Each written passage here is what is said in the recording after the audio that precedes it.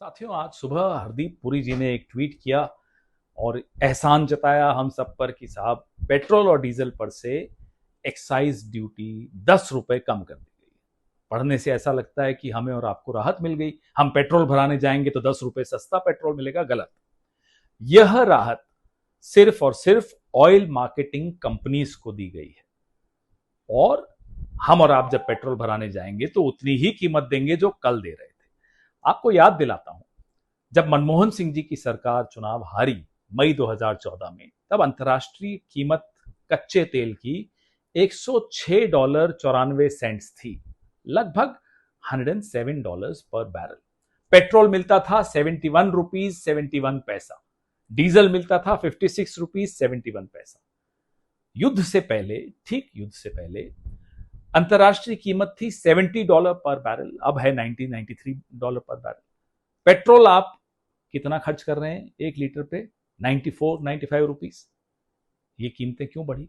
60 रुपए में मिलना चाहिए जो पेट्रोल, उसके लिए आप 95 रुपए दे रहे हैं। क्यों? क्योंकि पिछले 11.5 सालों में सरकार ने 12 बार एक्साइज ड्यूटी बढ़ाई है। और अगर कैलकुलेट करें 11.5 सालों में प्रतिदिन सरकार ने 982 करोड़ इस एक्साइज ड्यूटी से कमाया है। राहत उपभोक्ता को न तब मिली न अब मिलेगी। कल रात को नायरा, एक ऑयल मार्केटिंग कंपनी है, प्राइवेट कंपनी है, नायरा ने 5 रुपए प्रति लीटर पेट्रोल का और 3 रुपए प्रति लीटर डीजल का बढ़ा दिया। जब दबाव कंपनीज का सरकार पे पड़ा तो आज सरकार ने उन कंपनीज को थोड़ी राहत दी है। ये राहत न डीलर के लिए है न कंज्यूमर के लिए है। हरदीप पुरी जी की भाषा सुनिए। ट्वीट में कहते हैं कि भारत की जनता पर दबाव न पड़े इसलिए वो दबाव भारत की सरकार ले रही है। अरे साहब, ये सरकार और ये पैसा दोनों भारत की जनता का है, एप्स्टीन का नहीं है। तो ये एहसान लादने वाली भाषा कम से कम आप न बोलिए। आप भारत के मंत्री हैं, एप्स्टीन आइलैंड के मंत्री नहीं है। हमारी खाल उतार के उसकी जूती पहनाकर, हमें पहनाकर हम पर एहसान लाद रहे हो साहब। ये सरकार की बहुत पुरानी, 11.5 साल पुरानी आदत है कि इतना निचोड़ दें जनता को कि हम सांस भी लें तो हमें लगे साहब विकास हो रहा है, क्या एहसान हम पर चढ़ा दिया कि हमें सांस लेने दी जा रही है। आज जनता समझ चुकी है।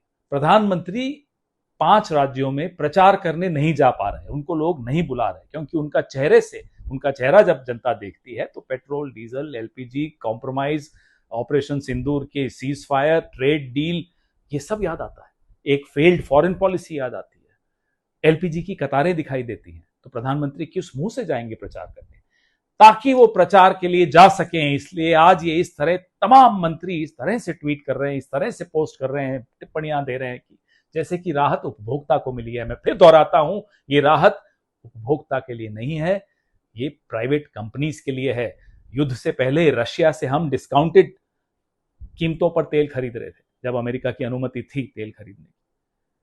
वो डिस्काउंट भी उस राहत को हमें नहीं दिया गया। वो राहत अंबानी जी के लिए थी, प्राइवेट कंपनीज के लिए थी, मेरे और आपके लिए नहीं थी।